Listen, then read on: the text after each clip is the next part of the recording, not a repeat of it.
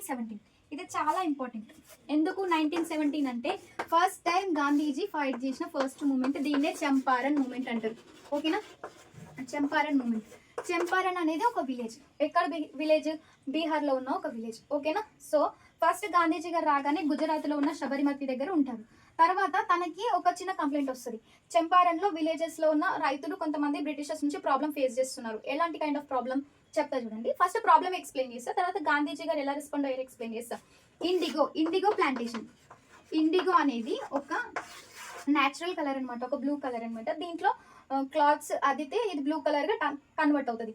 ఈ ఇండిగోని ప్లాంట్ అంటే ఇప్పుడు ఈ ఇండిగో అనే చెట్లని పెట్టమని చెప్పేసి రైతులని ఫోర్స్ చేసేది గవర్నమెంట్. ఎందుకు ఫోర్స్ చేసేది అంటే చెప్తా వినండి. ఇంకా రైతులు ఎందుకు ఒప్పుకోకపోయే వాళ్ళు అంటే ఇది పెట్టడం వల్ల ఈ ప్లాంట్కి ఎక్కువ వాటర్ కావాలి, మోర్ వాటర్ కావాలి. ప్లస్ మంచిగా ఉన్న ల్యాండ్ ఫర్టిలిటీ లాస్ అవుతుంది, ఫర్టిలిటీ ఉండదు, ఇన్ఫర్టైల్ అయిపోతుంది. ఓకేనా, ఇన్ఫర్టైల్గా ల్యాండ్ అనేది చేంజ్ అయిపోతుంది. సో ఇది రీజన్.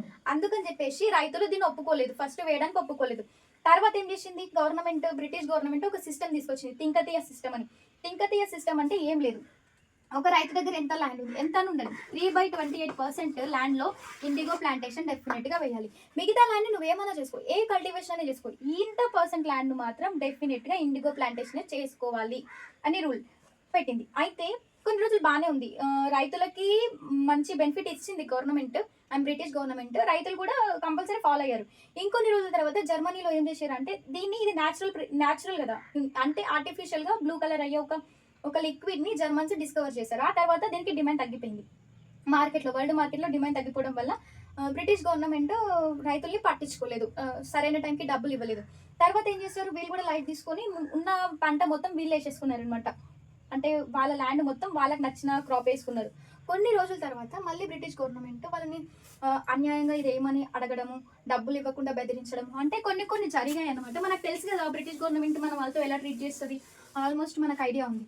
సో ఈ ప్రాబ్లం అనేది మన గాంధీజీ దగ్గరకు వచ్చింది. దీన్ని సార్ ఎలా డీల్ చేస్తారో చూద్దాం. సో గుజరాత్కి వచ్చారు, శబరిమతి ఆశ్రమంలో ఉన్నారు. ఇక్కడి నుంచి మనకి ఎక్కడికి వెళ్ళారు, బీహార్ వచ్చారు. బీహార్లో ఉన్న చంపారన్ దగ్గరికి వచ్చారు. ఓకేనా, ఈ బీహార్లో ఉన్న చంపారన్ అనే విలేజ్కి వచ్చారు. ఎప్పుడు వచ్చారు, 10th ఏప్రిల్ 10th వచ్చారు.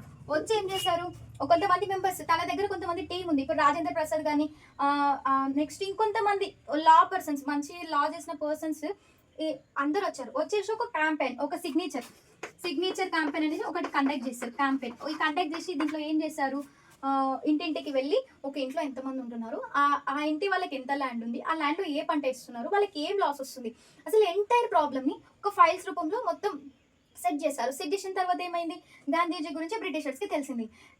గాంధీజీని తీసుకెళ్ళి అరెస్ట్ చేశారు. ఎందుకు అరెస్ట్ చేశారు, నువ్వు ఎందుకు ఇంత ఇల్లీగల్గా సర్వే చేస్తున్నావు, ఎందుకు వాళ్ళ తరఫున మాట్లాడుతున్నావు అని అడిగారు. అడిగిన తర్వాత ఏం చేశారు, 18th ఏప్రిల్ రోజు తనని కోర్టులో ప్రొడ్యూస్ చేశారు. అప్పుడు రెస్పెక్టివ్ కోర్టులో ప్రొడ్యూస్ చేసిన తర్వాత గాంధీజీకి సపోర్ట్ చేయడానికి లోకల్ ఫార్మర్స్ 2000 మెంబర్స్ వచ్చారంట.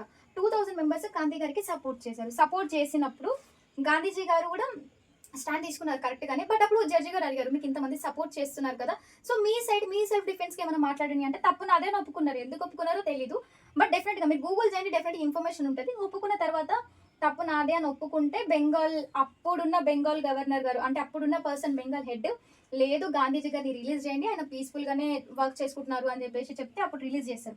రిలీజ్ చేసిన తర్వాత గాంధీ గారు ఏం చేస్తారు, బ్రిటిష్ గవర్నమెంట్కి 4,000 ఫైల్స్ సబ్మిట్ చేస్తారు.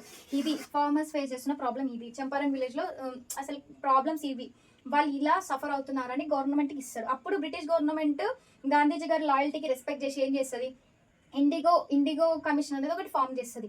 ఓకేనా, ఏం ఫామ్ అవుతుంది, ఇండిగో కమిషన్. గుర్తుపెట్టుకోండి, ఇండిగో కమిషన్ అనేది ఒకటి ఫామ్ అవుతుంది. ఈ ఇండిగో కమిషన్లో గాంధీజీ గారు కూడా ఒక పార్ట్ ఆఫ్ ద మెంబర్. ఈ కమిషన్ ఒక రిపోర్ట్ ఇస్తుంది, నిజంగానే ప్రాబ్లమ్స్ ఏమేమి ఫేస్ చేస్తున్నారో ఆ ప్రాబ్లమ్స్ అంతా రిపోర్ట్ ఇస్తుంది. రిపోర్ట్ ఇచ్చినాక ఏం చేస్తుంది, చంపారన్ అగ్రెషన్ యాక్ట్ అనేది ఒక యాక్ట్ వస్తుంది. యాక్ట్లో తింకతీయ సిస్టమ్ని తీసేస్తారు, ఫార్మర్స్కి రావాల్సిన అమౌంట్ వచ్చేలా చూసుకుంటారనమాట. సో ఇది చంపారన్ మూమెంట్కి గాంధీజీ గారు రెస్పాండ్ అయిన ప్రాసెస్. ఓకేనా, ఫస్ట్ ఇది ఎందుకు ఇంపార్టెంట్ అంటే గాంధీ గారు చేసిన ఫస్ట్ మూమెంట్.